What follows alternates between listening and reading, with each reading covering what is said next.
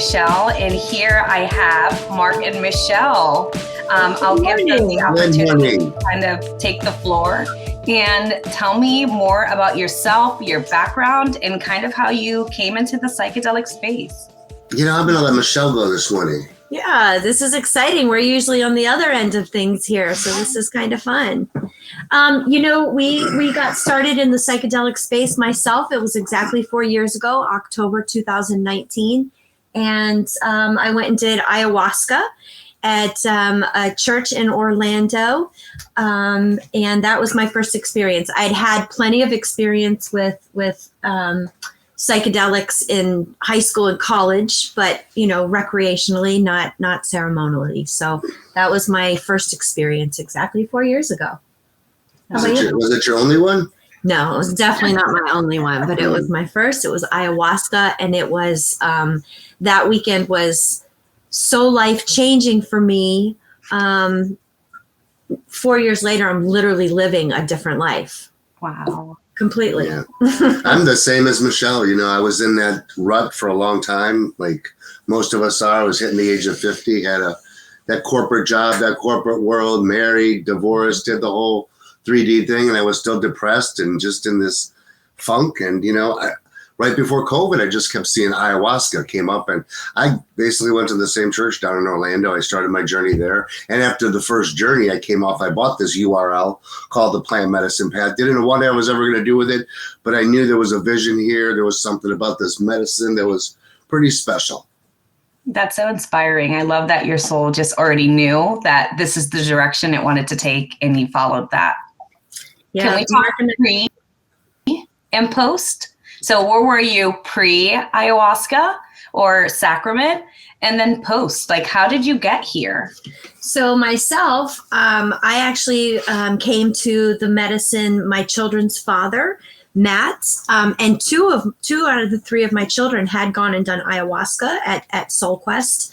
And I went after seeing a very profound change in him. We had been divorced for 15 years at that point. I had been in recovery for about 15 years as well. I'd been in Alcoholics Anonymous for many, many, many years. And I felt like, although I had been on a spiritual path for that long, I felt like there had to be more. It still felt like something was missing, that just felt like there had to be more. And then after watching him go through his experience when he came back, the way that he loved himself and the way that he loved our kids was so different. I just thought, I have to go check this out. And so I went myself. And the first time I went, I went with him and my daughter. And then the next time I went, I met Mark at that church. Yeah, that's it.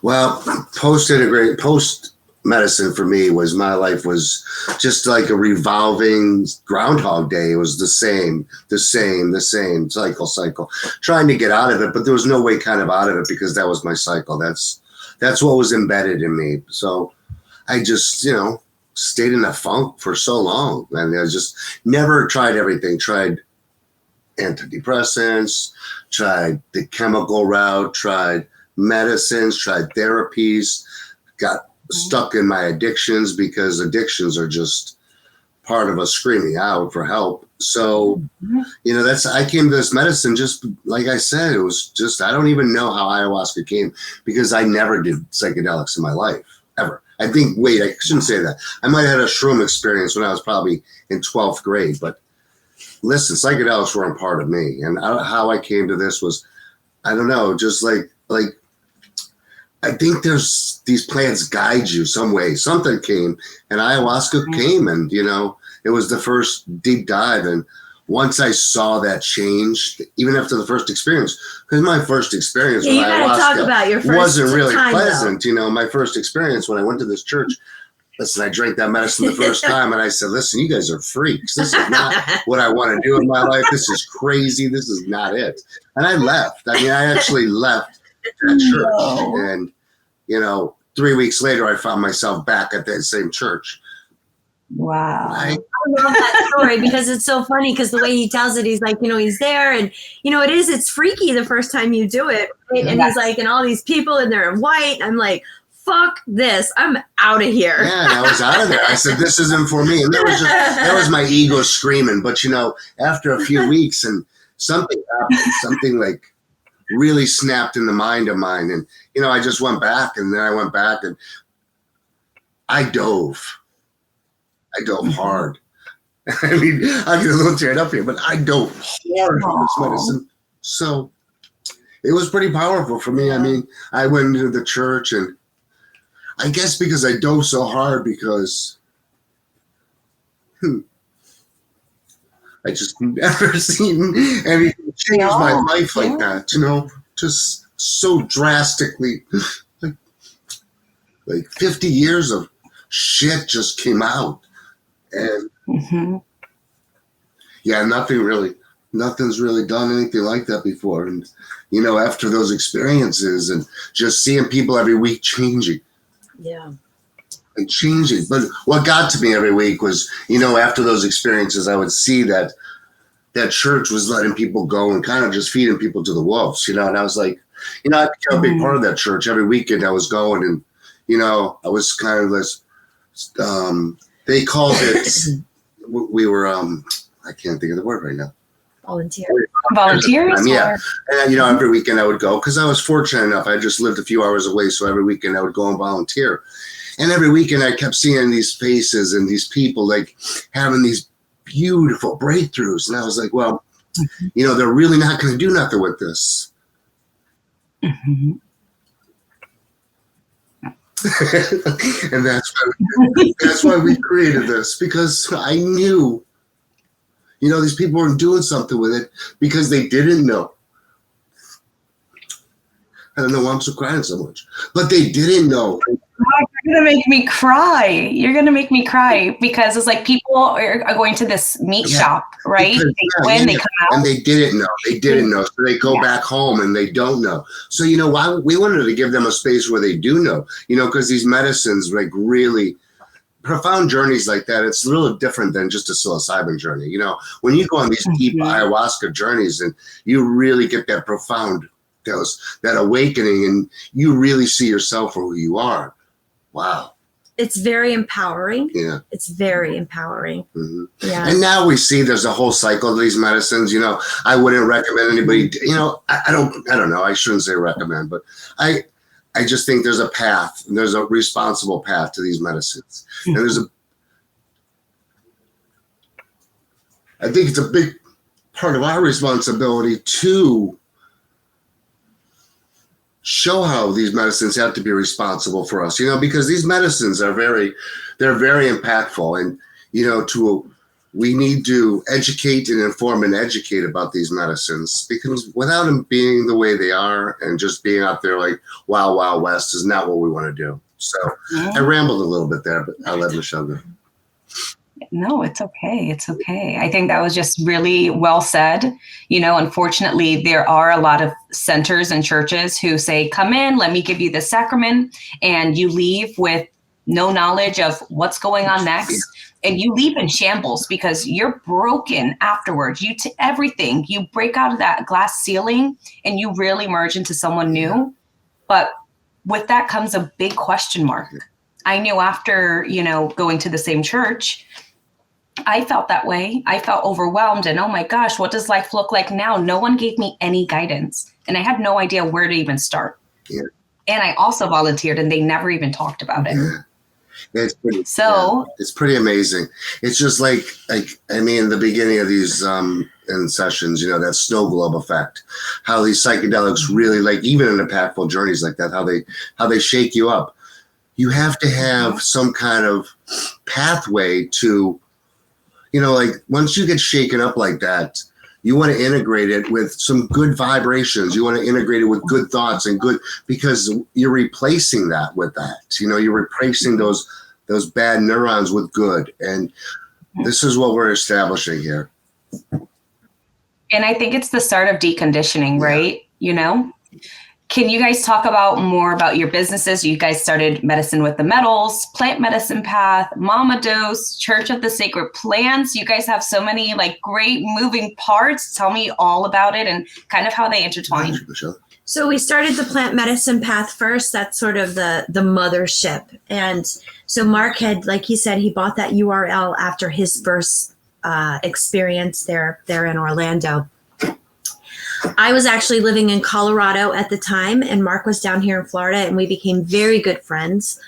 We would get on an integration call, many calls actually, together every single week.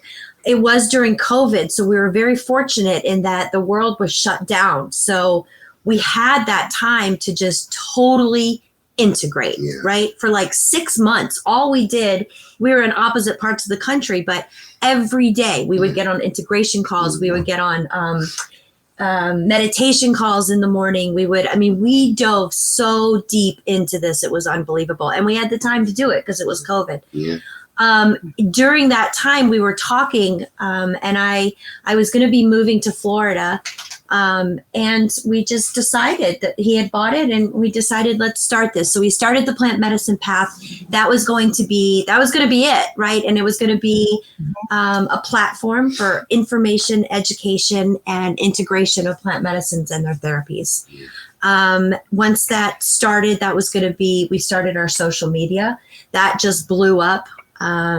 And we felt like, okay, we're onto something. People are really looking for a different way. We're going to provide it for them. With that started Mama Dose, which is our microdosing and macrodosing. We started a separate website for that. That itself has just been incredible as well. We decided at the same time to also start our church, which is Church of the Sacred Plants. We did that so that we could form into a 508c1a under the federal government, so that we could serve our sacrament, which is psilocybin. And then we decided to start Medicine with the Metals, which is our podcast, so that we could get all of this information out to anybody who's ready to hear it. Yeah. I think what Michelle's getting at is we created foundations because there haven't been really any. There really hasn't been foundations. I mean, there is maps and there is other things out there. And, this whole area is exploding. I mean, it is really exploding. And we saw that 3 years ago when we first started this, that look at how much people want to know and they want to change. I mean, you couldn't really talk about these medicines 3 years ago. Now, it's out there. Science is there. We're there. Yes. And we just want people to know that these medicines, they're safe, they're effective, they work. But they're not a quick fix. There's no quick fix to any of this, but it's the only thing that I've ever come across that works. Yes. And you say that there's other things like maps and other science platforms, but I would say that you guys are kind of geared into a different direction, because I feel like there's like the spirituality portion of it, right? It's like connection with self, connection with all. So I do think that you guys are kind of geared towards a different market. Of course, it all kind of goes up to mental health. And can I touch on that a little bit more, that effect of self, that effect of God, that religion, that spirituality, whatever you want to call it. At the end of the day, it is you. It is you. Mm-hmm. I mean, this is what it's about. And, listen, these are indigenous medicines, right? I mean, there's a few of them that we're talking about, like MDMA and ketamine, that are not indigenous, but we still consider them incredible medicines. For sure. These are indigenous medicines that people have been using for thousands of years, right? And they're still using them in indigenous communities. We are the only ones who, however long ago, 100 years ago, decided to really tell everybody that these are bad. This is bad. And it stigmatized it. And so that, we like to say that the baton of the psychedelic healing was put down, and it's now been picked back up. These medicines work, and the stigma of that they are drugs. In our world, we consider pharmaceuticals the drugs, and these are medicines. These medicines work, and they're not for everybody, but anybody who is ready to find a different way. And there is an aspect of spirituality to this. It's not just the mental health. It is the mental health that we're working on, but there's a connection to these medicines, to the indigenous community, to the land, to Mother Earth. And when you take these medicines and you partake in these medicines, you get that connection. And I agree. I think these medicines are for everybody. I think our ego gets in the way, and that's why they're not for everybody, because that ego is just going to tell you that this isn't for you. But, the ego is part of our lives. Well, I just mean there's some, people are on some medications. They can't take these medicines. Right. So, yeah. Very, very true. Yes. I think when you talk about ego, I like to separate it between lower brain and higher brain, right? So the higher brain is talking about expansion and your future self, and lower brain is saying, oh, no, you can't do this, right? So do you think it's the lower brain that's saying, oh, no, don't take this psychedelic medicine because you're going to change and you're not going to be the same, and that's scary for the ego, right? I like that you mentioned that a lot, because I don't think we're taught that a lot. And I think it's definitely your higher brain that's telling you that, because I think our lower brain, I think our gut is like 90% of what we do.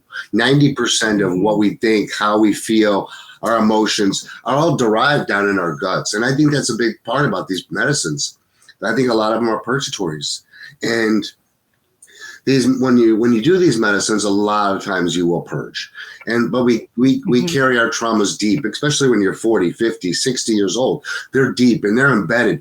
And, your mind can be as clear as a bell, but your body's going to still react to that reactions. What psychedelics do is they really go deep to calm your inner, because your inner is you. I mean, at the end of the day, they always said it, even when we were younger, trust your gut. But we don't listen to that. We really don't. We trust our mind. We've become so mind fucked that we listen to our mind, and it's not where it's at. Our gut's where it's at, and our body tells us a lot. And I also feel that the ego is, I look at it so completely different now. I mean, our ego is not something that we have to kill, right? This ego death. Part of us, right? Yeah, I mean, our ego has been there to protect us. I met my ego in a journey one time. I met her. Mm-hmm. And it's now just saying we're okay, because all of this boils down to childhood trauma. Absolutely. All of it. Yes. Every single thing comes down to childhood trauma.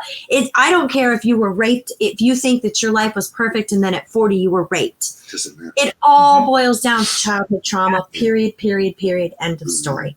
And so our ego has been there to protect that child, right? Since we were little. Yeah. So the ego is our friend. Yeah. We just have to it's just little markers. It's like little markers, like little traumas in your life are left etched. Like how I say this, and me and Michelle say it all the time, like that trauma at 3 years old, you just left there and you didn't heal it. Now you stepped up to the age of 10 and now here's another trauma. Well, now you didn't heal that. You just left it there. Now you jump from 10 to 15. So we're not healing none of these things. We're told, push them down. Don't deal with it. Mm-hmm. Deal with that shit.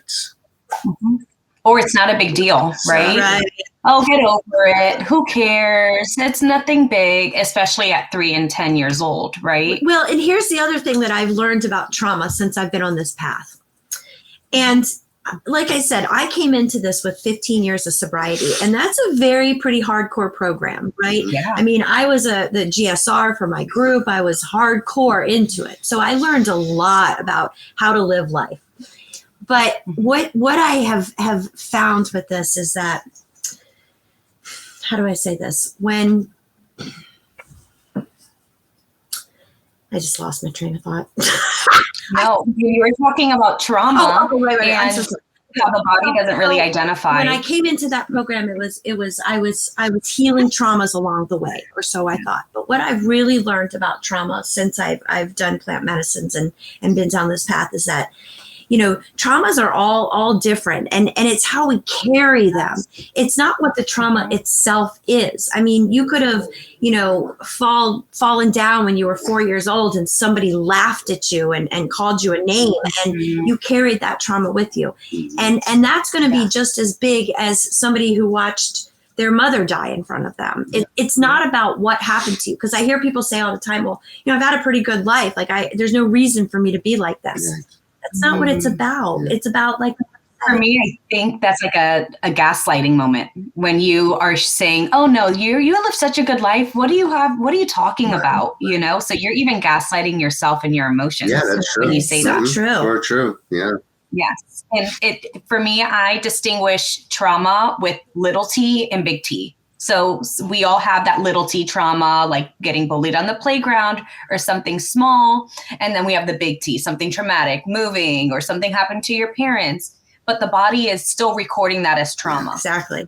And no one's talking about the body is still affected no matter what big or small trauma that happens. And we have to address it. You know, and a lot of these journeys that you go through, like when you purge, like I've purged out metallic pieces, like chunks that have been in my gut for a long time.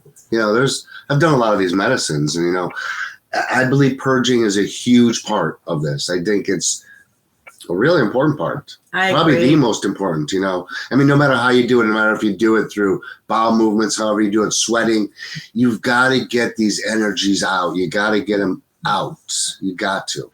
Can we talk about purging? Yeah, so you said movement, sweating. I actually purge in the form of laughter, like ha ha ha, like that vibrational move. So what other kinds of purge can they expect? Yawning is a big purge. Sweating. That's a big one. Crying. Yeah, crying is a big, yeah. I mean, going to the bathroom, your bowels release. Yeah. And then, of course, there's actually throwing up. Now, everybody hears about the purging, the throwing up of ayahuasca. And I hear people say all the time, like, I would never go do ayahuasca because I hate throwing up. Yeah. I'm scared to throw up. I'll do everything I can to avoid throwing up. And this is how we're taught too, right? And I'm from the South. And in the South, it's not polite to throw up. It's just not. It's not polite, right? So it's very uncomfortable. It is. And so the first time I went to ayahuasca, I was really terrified of that throwing up. And Mark always said to me, like, man, you got the party started, because my purging is violent and comes up, and it's a lot of shit that had to come out of me. So the purging is a really important part of it. Even when you're going through, even when you know and you're experienced with these medicines, it's still the one part that we don't, but when it's over and it's done, man. My God, you feel good. You are getting stuff out of you. It's not, I tell people this, it's not like you're just going in, you know, you have the flu and you throw up your dinner or something. I mean, it's guttural. You are getting things out of you that have been in there since birth. Yeah. It's pretty powerful. And you can feel it coming from the bottom of your stomach. And you're just like, I mean, you're on all fours, just going, you know, but it's important. It's the best part. And the funniest part about this is now, Mark and I love the purge. And so whenever we're like, yes, do it, go, because it's so beautiful. Yeah. It's beautiful. Yeah. Because we know that symbolizes letting go of so much, right? Shedding. Yeah. Shedding. It is. It's just about evolving and shedding, and purge is a big part of all this. Now, you don't purge so much in psilocybin, which I think a lot of people are geared towards. I don't see it really too often, maybe 1%. Really, really uncommon. But I'd like to talk a little bit about psilocybin a little bit, because I think that is the future of this Western world right now. I feel that, and we all know, us in this path know it's going to be legalized very shortly.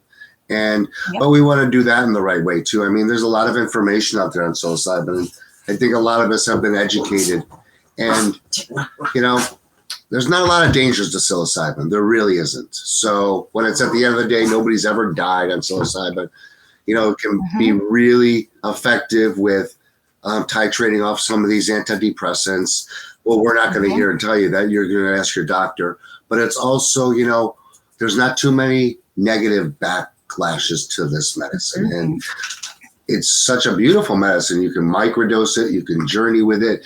You can just whatever you want to do to get out of the mind where you're at. You know, I call it the monkey mind, the stuck. This is what it's getting out of. You want to get out of this. You want to get out of that cycle. And psilocybin just has a great way, like Joe Dispenza says, is wire and fire. Wire and fire these neurons and keep them going. You know, you don't want them idle. And that's what I love about that medicine. Yeah, I think that psilocybin is such a beautiful medicine, and it doesn't get enough recognition on how powerful it is, right? Because you get to navigate your journey, and it does feel like there's still a sense of control in there, because with ayahuasca, it really forces you to go through those. Yeah. But sometimes I remember in a couple ceremonies, I left triggered. Yeah. And like in an incomplete journey. Mm-hmm. So with psilocybin, it's kind of more at my own pace. It's more gentle. And I don't know, for me, psilocybin it always helps me dig deeper than ayahuasca. Psilocybin is the great connector. Yeah. It really is. Mm-hmm. You know, it connects us to source, whatever you consider source.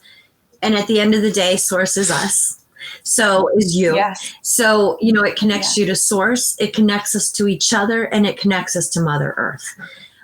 All these medicines will do that in their own special way, but psilocybin is the great connector. And I know this because psilocybin is the only plant that actually connects the entire Earth. Yeah, it sure does. It's underneath and it connects every single part of this entire Earth. We are very similar to psilocybin. And it's been used by every indigenous culture there is. I mean, every culture. I mean, listen, we can go into a lot of things with religion and navigation and how the Bible was written. You know, we all can believe a lot of different theories, but, you know, I think a lot of our journeys through all this was through psychedelics of some sort. I mean, we expanded our minds through like evolution with the monkey and how our minds grew. And, you know, it's become such a lost part of our culture that it's not talked about. Needs to be brought back. Yeah. I mean, I just did a podcast recently with Vanessa Kreitz, and she is in recovery. She's been in recovery for 20 plus years. And one of the things that we talked about is the spiritual awakening of Bill Wilson, who is the founder of Alcoholics Anonymous. His spiritual awakening was with psychedelics. That is what it is. It's a spiritual awakening. Yeah. So we don't talk about it, but we're here to talk about it. And, you know, you don't live on these. You know, this is a big difference there's a huge difference between cannabis movement and psychedelic movement. Cannabis, you know, and we could use this on a daily basis. We could do it all the time. It's, you know, psychedelics, you know, it's like one and dones kind of things. You know, some people can have one and dones and be great for the rest of their lives. Yes. You're going to see results with psychedelics that you don't see with any other thing in the world. You just don't. And I think it's going to be very impactful for how we move forward in our country, in our world. I think what's well needed right now. It's all about the work that you do afterwards. Sure, I mean, this one and done, and it's not about, you know, you're actually only on the medicine for a very short period of time. For sure. It's the real work begins afterwards. We're always laughing with Mark's parents, let's say, about, you know, because they'll joke with us, or my dad, like, you know, oh, are you always on the mushrooms? Yeah. My God, no. We only use, we just came back from Costa Rica doing ayahuasca, and it had been 3 years since we'd done it. And it's just different for everybody, you know, and I think mushrooms are a different thing. I think you should have a reset every 3 or 4 months, however that is, but it's just different. You know, you don't need to live on psychotic medicines. You just don't need them in your life. And not to mention that it's still a sacrament. We still use this with pure intentions. When we go into ceremony, you know, we're really putting our intentions in the medicine. This is not recreational. This is the intention of healing and expanding, you know what, right? But some people just Michelle, could you even imagine this recreational-wise? I mean, it would be fun to maybe go to a concert on some mushrooms, great. But could you imagine this as recreational? Who goes into ayahuasca for fun? Nobody. Don't get it. No. I remember speaking to one of my scientist friends in the space, and they said, oh my God, Michelle, what do you think about Canada? You know, because psilocybin is legal there.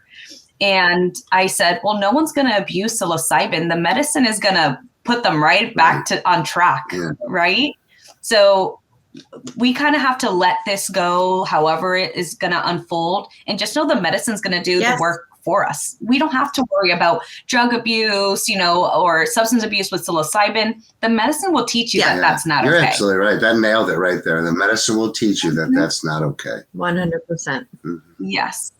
Because, you know, you shared briefly, like you were going every week for these, like the ayahuasca retreats and the psilocybin.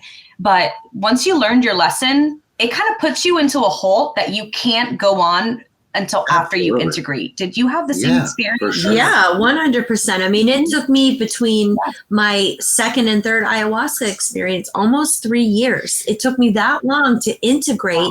Now, I had done other medicines, and of course, we've been on this, building our plant medicine path, but integration is the key. And the whole point is not to go back to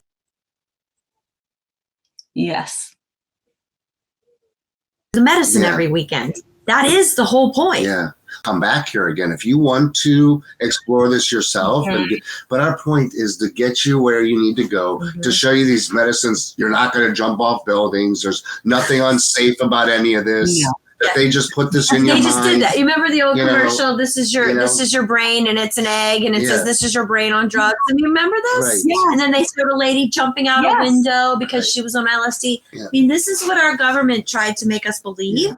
We were just talking about how these old commercials. I mean, I'm 52 years old, so this will give you an idea. I remember being a child and watching these commercials on TV about the brain and the egg. And this is your brain on drugs, and the woman jumping out the window. And it's not true. None of it's true. It's just not true. So we were just taught to believe that. And so we're here to really shed light. And so that is what we are trying to do with all of our different moving parts here.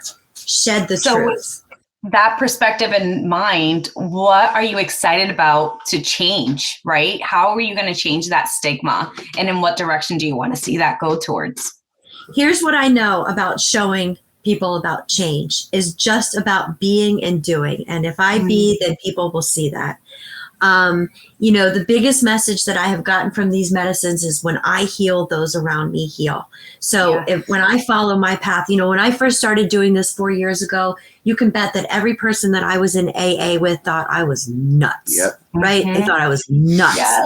They've been watching people watch, and here we are 4 years later, and they see that I'm not nuts, that this has actually been, I've never been more present in my life, in my own life. And so that's how we do it. We keep being, and we keep doing, and we keep showing, and we keep bringing people like you and like us, and we just keep doing and showing that this is happening. And it is. I mean, this is why this is gaining so much momentum, because we see athletes, and we see singers, and we see famous people who are out there doing it. And so people are starting to see it. But I'm still nuts. I'm crazy, because we have to be. We have to be to do this. I mean, we have to be to get this out there. I think, we have to go against the grain, because I don't believe what they say. I don't care what they do. I don't live in that world, because, of fear. We just have to know that we're doing the right thing. We just have to know. We do know. I mean, there's no doubt in our minds we know. I mean, there's nothing negative about these medicines. There's nothing. The only thing negative about these medicines is the people serving them in a negative way. There's a lot of that out there. And that's another story. I mean, here. How do you know if someone's serving with the purest intentions and it's not a money scheme? You have to educate yourself. The first thing I would say, can I just say one thing there? You calling yourself a shaman? Right there would tell me, stay away. I'm no shaman. If you're calling yourself a shaman, and you shouldn't be serving medicine. Stay away from that person. If you're calling yourself a prophet, maybe stay away from that other person. But shamans are only indigenous. So let's just, or have studied with the indigenous. We're facilitators, or maybe we're practitioners, or we're something. We're not shamans. We don't know this. I mean, we don't come from lineages and lineages of serving this medicine. We just know that these medicines work. So, and also people have to keep themselves safe. When Mark and I first started this, we felt like, okay, we're going to vet everybody. We're going to do everything we can. We're going to talk to everybody. Very quickly, we realized there's just two of us, and there's a whole entire world out there of people. So here's what we learned. We have to educate people to educate themselves. Right. We cannot keep every single person safe. We cannot do it. There's just two of us here, and nor is it our responsibility. It is our responsibility to provide education so that people can educate themselves and do their own homework and research. And we're here to provide that platform. But we're not here to say, we can't tell you every single person is safe or every person isn't safe. We do vet people. We do. But you have to educate yourself. It's like just the 3D world. You got to use your common sense, Yeah, I mean, a lot of people are coming to these medicines at their last hope. And a lot of, there's a lot of people going to take advantage of people in every way, shape, or form. We are a platform where, listen, when we're going to put it on our platform, we're pretty sure it's going to be like scrutinized to the fullest. So, you just got to kind of use your common sense right now. This is growing substantially, and you just need to educate. Would I do this in the real world? Would I do this? Yeah, there's bad players everywhere. Yeah. Yes. Yeah. Yes. And a big thing for me, I've learned a lot since my journey to Costa Rica.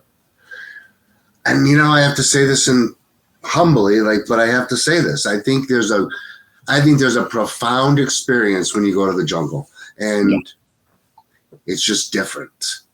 And I think going to the jungle is where you need to go if you're going to go do big medicine, get that passport, spend that plane ticket, because it's going to be the same value as if you do it in the States. Now, I'm not saying the States isn't as safe or not. There's plenty of places in the States to go.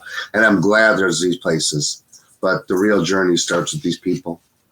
Yes. Do you think that out in nature is just better when you're on a journey? I do. Listen, I'm grateful that there are ayahuasca retreat centers in the United States, because not everybody can go outside the country, right? Not everybody can leave this country. Not everybody can afford to. The first time I went and did medicines, I was still a single mother. I had to get help just to get to Florida. So I get it. You can't always do that. But I think that we just had our first experience in Costa Rica at Jungle Medicine with the Shawanawa tribe, who we're now sponsoring. And it was incredible to go to the jungle, the rainforest, and do it in a maloca where it's actually, this maloca is built on ayahuasca vines. The ayahuasca is coming out of it. You're doing it with the indigenous. Yes, it makes a huge difference. Some of these medicines, I mean, psilocybin, yes, it's still nice to be somewhere where you can have access to outside, but big medicines like ayahuasca, if you can get to the jungle, go do it with an indigenous tribe, because it's a very different experience. Yeah. It's like they're calling upon other spirits to kind of help and guide you, like the spirit of the vine, the spirit of the trees, the birds, and it's just something so beautiful. Especially, did they sing like the Icaros while you were there? Yeah, they did it the whole time. So we went, the Shawanawa tribe is from Brazil. They were in Costa Rica at Jungle Medicine. But so Brazilian tradition is that you start drinking ceremony starts at 9 p.m. It goes till 7 a.m. Oh, wow. You drink 3 different brews throughout the night. And then there's also a rape ceremony in between second and third cup. They sing the whole entire time. And it was the most beautiful music I've ever heard. I mean, at one point, I remember just laying in the middle of the maloca, face down, with my head, just feeling the vibrations of the music just coming through. I mean, I just laid like right in front of them, just bam, flat down. Yeah, it's incredible. And now they want to honor you. Yes, or we honor them, actually. Yeah. I think I think you said it earlier. I think we're a little bit different than what the MAPS way is going. I think people need to have their choices, and eventually this is going to be in a pill form, and you're going to be able to just take it over the counter when your doctor subscribes it. And if that's the way, that's the way. If that's the way you want to go, or we can go the indigenous way, with the plant way, the natural way, however you want to do it. And I think people should have access, and they should have listen.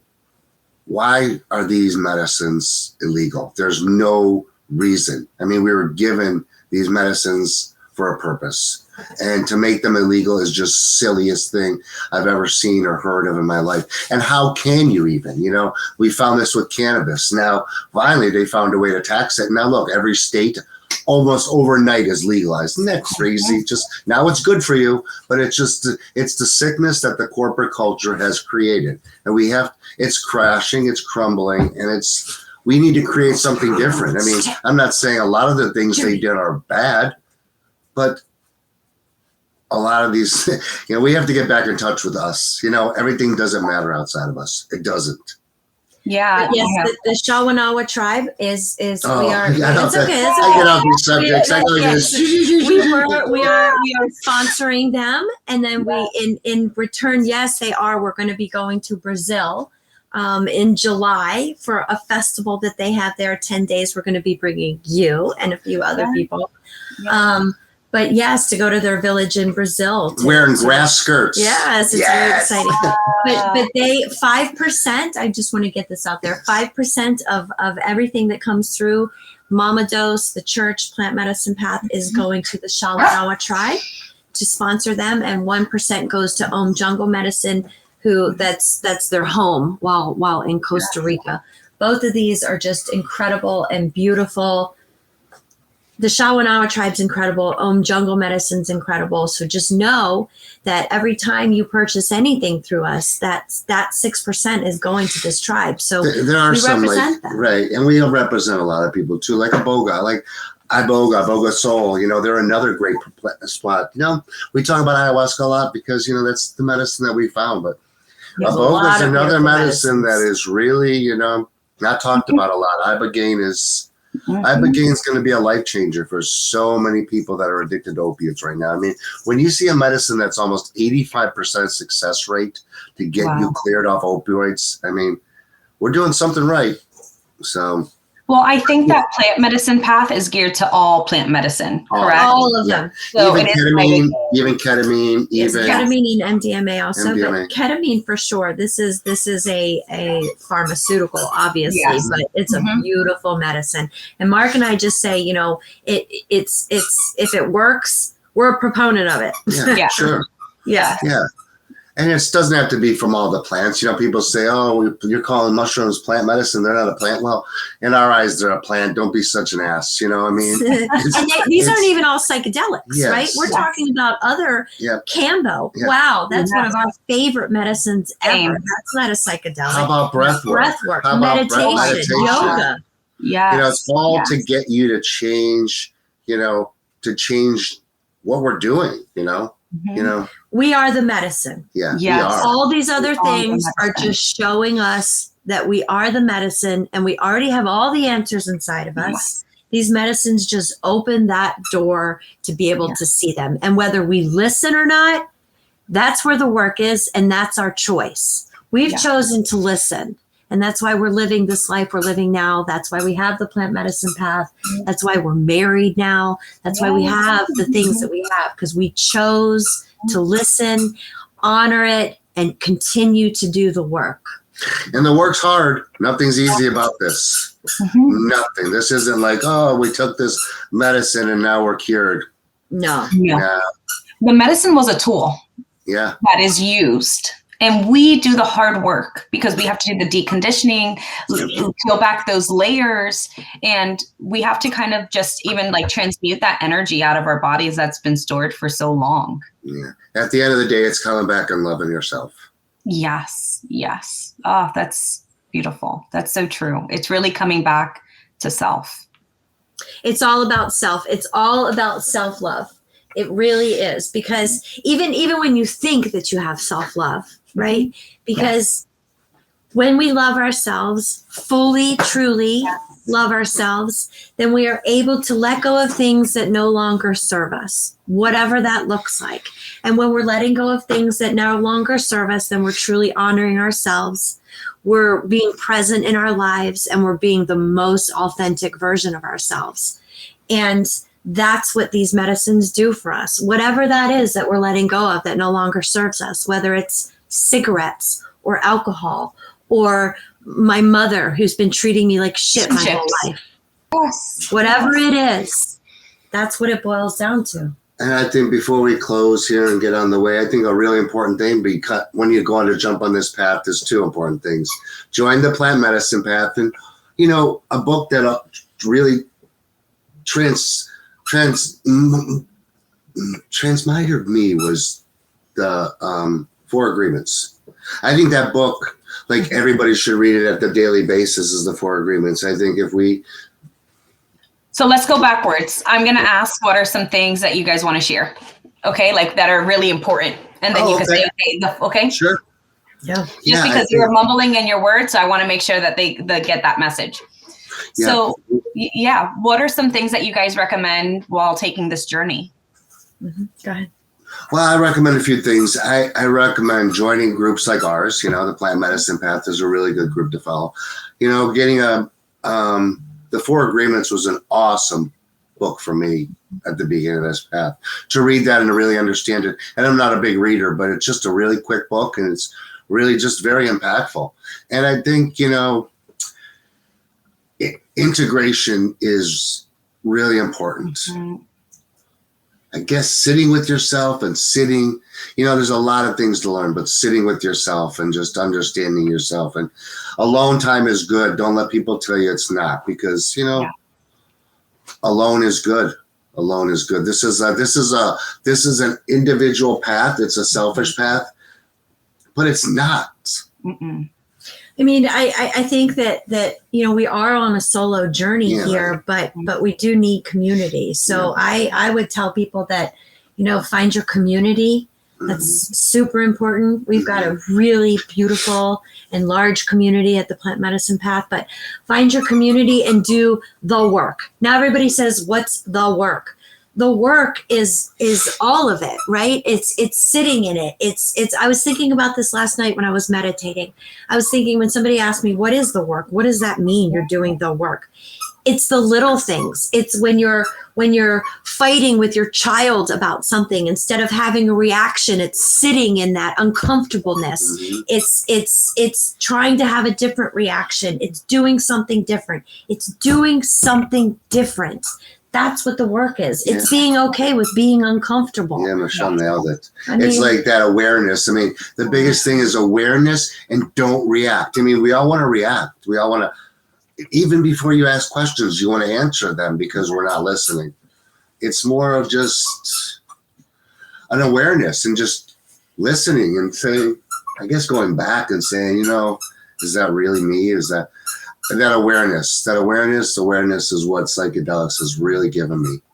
But there are actual daily practices, absolutely, right? You come back from a plant medicine experience. Pay attention to what you're putting in your body. Right. Pay attention to what you're doing.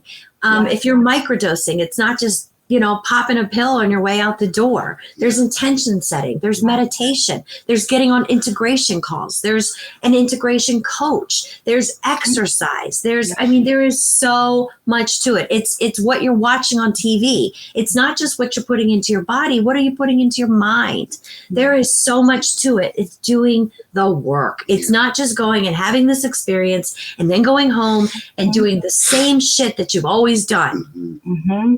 Putting that alcohol back in the system, or putting, alcohol is like, I don't know.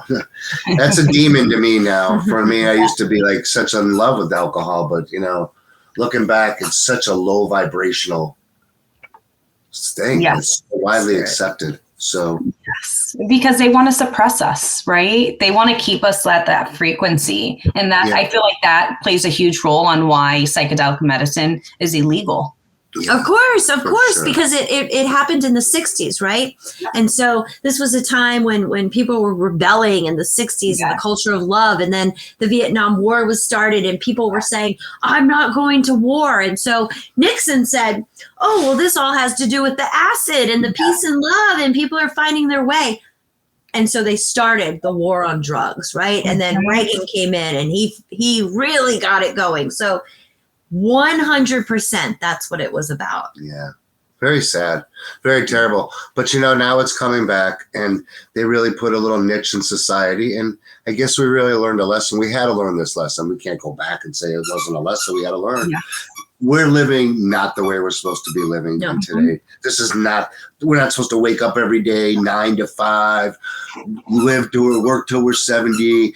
Then worry about this 401k. Get the fuck real. We're supposed to live our life every day. If you want to get up and watch The Price is Right, do it. But do something. Evolve to what you're doing. Evolve out of this stage.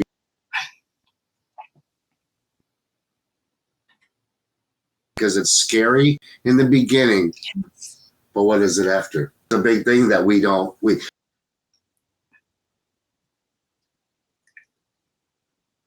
We resist fear.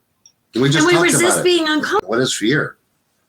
Well, I feel like everything that you ever want is on the other side of fear. Absolutely, for sure. Everything. So it's like an indicator of some sort, right? It's a guide. What I'm so afraid of, what's on the other side, though.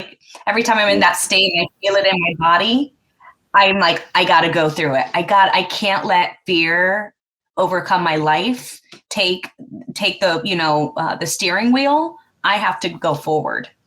I mean, that's what the shadow is, right? I mean, we're living in the shadow. I mean, the shadow is fear and hate and fear. Just turn on the news. Just turn on the news any second of the day. That's it. That's all they're doing. Is it fear? Fear. When I actually see the news, it's a reminder that the 3D Earth is no longer serving anyone. Nobody. And there's so much chaos, and I could just feel it, right? We could feel that there's so much chaos, but it's because it's no longer serving us. And I think that people really want to elevate and really move into that 5D and don't know how. So how can people start showing up for themselves before ceremony? Like, what does that look like? Does that look like just walking outside for 10 minutes? Like, how do people start?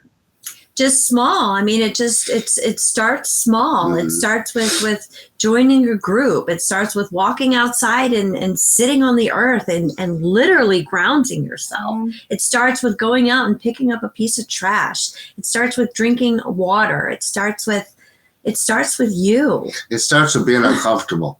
Yes. We're taught from an early age that it's not okay to be uncomfortable. I mean, we're taught that. And so we're all so afraid to be uncomfortable. And that's where the healing happens. That's where the magic lies, is in the uncomfortableness. You know, we're not growing and healing when we're in joy. That's the gift. We're growing and healing in the uncomfortableness. You know, I feel like it's very interesting that people rather be lost than in discomfort. Because we've been in this lost mentality for years, right? We're just kind of stuck this way. And then as soon as we think of, let me do a yoga class. But that makes me feel uncomfortable. How long is that discomfort actually going to last? The first 5 minutes? Yep. So what do you want to stay in? Do you want to stay in this lost state of mind? Or do you just want to go through this discomfort for the next 5-10 minutes? Yep. Yep, exactly. And is it scary to go do that ayahuasca weekend? Hell yeah, it's scary. But is it worth it? Medicine ceremony. Anything's better than sitting in that shit for the rest of your life. Yes. Isn't it funny how we all do the same thing every holiday? We go see the same family. We go to the same Thanksgiving, it's the same thing. It's like, what does it change? What does it change? I mean, it's Thanksgiving. It's Christmas. It's this. Well, it's just another day. You know, all these are just days that we live for. These days, we've created these days in society that we live for, when we're not living for today. You're right. Yes. It's true. Something the other day was like, however many more days till Christmas, and I'm like, how many more days till tomorrow? Shit. I mean, it's today. Today is today. You know, people plan. They plan this. They plan this year. They plan for what? I mean, plan. How about, you got to live life today, and that was really hard. Monkey minds are very hard to control. I mean, all this sounds easy the way we're talking right now, but we've done a lot of fucking work. None of this is work. And let me tell you, even after 4 years, none of this is so easy. It's very difficult because we're human. Right. We're human, and we're always going to have our human behaviors. That's why this is called a practice. It's not perfect. It's practice, not perfection. We used to say the same thing in AA. Practice, not perfection, because we're human. So we're always going to go back to our human behaviors. And we call it a path. This is a path. If you want to be on this path or that path, you have to be on some path in life. If you want to be on the 3D path, it's your path. Plant medicine path is your path. Whatever path you choose, we're free human beings to choose what we want to fucking choose. Why don't you let us choose it? Choose it. There's nothing wrong with this path. If you want to enlighten yourself, if you want to become more conscious and more aware, wake up. Wake up. Really big I had help. a friend tell me 7 years ago, and I was saying, oh my God, I can't wait for Saturday to come because I wanted to be off of work. And he said, you know, Michelle, if you keep on wishing for tomorrow, you'll be dead. Yeah. Like it will already be gone. And, you know, when I heard that 7 years ago, let's see, that was 21. I was like, what is this guy talking about? I'm young, you know? So I was like, what is he saying? And now I fully understand that.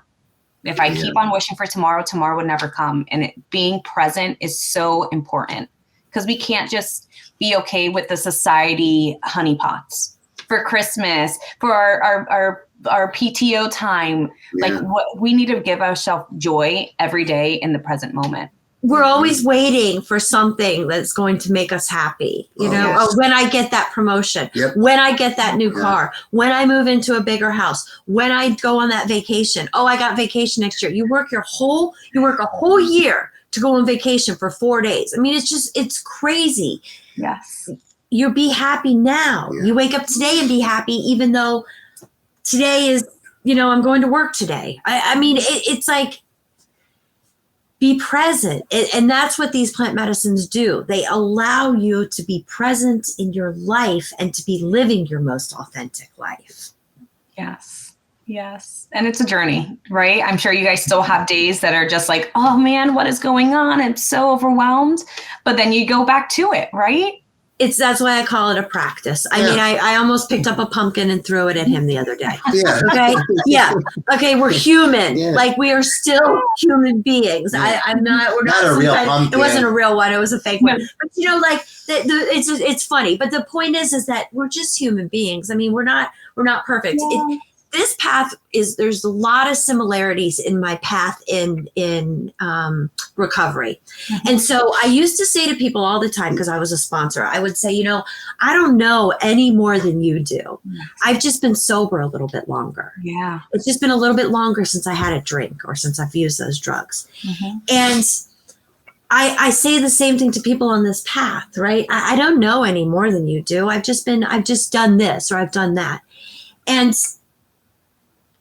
that's what it is. You just get up and do something. It's one step. Just get up and do something. Right. You just do it. Because I think in life we become who we are not. And I think plant medicines make us become who we are, who we truly were. Yes. Wow. It's so hard. This journey is so hard. It's so hard. So many deconditioning, so much layer peeling. And Mark, I see you getting emotional. Stay present. It's okay. We could sit with those emotions and we could sit in gratitude and we could say, I'm so happy that all this, my whole life has led me here. Right. Yeah, for sure. For sure. Because you know, there's two things that I've learned. I mean, anxiety is the future and depression is the past. So stay in the present. Yes. Yes. Well, I'm proud of you guys. Thank you so much for sharing your message, your love. And I think you're really doing great things in the community. And I think everyone really appreciates you. Thank you so much. We're very grateful. You know, Mark and I are just every day. I mean, his office is in here, mine's in the other room, and we just talk from room to room. And we just say, can you believe this is our life? How lucky are we? We are so grateful, but it's not really luck because it's work. We work really hard. You created this, right? We are all creators. You created this beautiful life. So thank you, Michelle. And we're creating more with you. Yes. I mean, you run into just great people on this path. And we've known each other for a little while now. And, yeah. You know, we never knew where you were going to fit in, but here you are. You're going to be see it. Yeah. Yeah, we're here. No, I love it. I love our community. I love our family. You know, I know anytime I'm going through something, I'm like, Michelle, I've had this mommy guild. And like, she is like, has been such an amazing friend. Mark is always the monkey brain. Hey, let's do this. Let's do that. But it's so necessary because he thinks outside the box, you know, like Mark is like, but this, and it gives a unique angle to things that it's like, that makes sense. Why is no one else saying this stuff? But it's because they want to think one way. Mark doesn't think that way. And he's a doer. He does he's not. He's a doer. Think that way. You know, well, we can end with this, but I tell this story that I mean, my husband is a doer. We watched a documentary called Dosed one day on TV, and he looked at me and he said, I want to know this guy. I want to get to know this guy. I want to get this guy on a podcast. His name was Mark Howard. He's the producer, and he and his wife are in the documentary Dosed. And, next week we're going up to Vancouver to hang out with Mark Howard and his wife. I mean, here we are 1 year later, and now this guy is now my husband's best friend. So wow. That's the way it works in this. He does the work, and these are the results. Yes, we had Dennis McKenna on too. Yeah, we did. We did do that. We're gonna have Gabor on my day. Gabor, I want Gabor. So I don't say. I just was a doer in life, and yes. I think it just converted to this. Yes, there's a lot of things that people said that you couldn't do, and you have always broke out of that and showed them that you can do it. Yeah, these are the next trailblazers in the psychedelic space. This is it. This is it. Oh, I'm so happy. Yes. Thank you, Michele. So much. I almost cried like 4 times. But let's end. We love you. Thank you so much. Love you guys.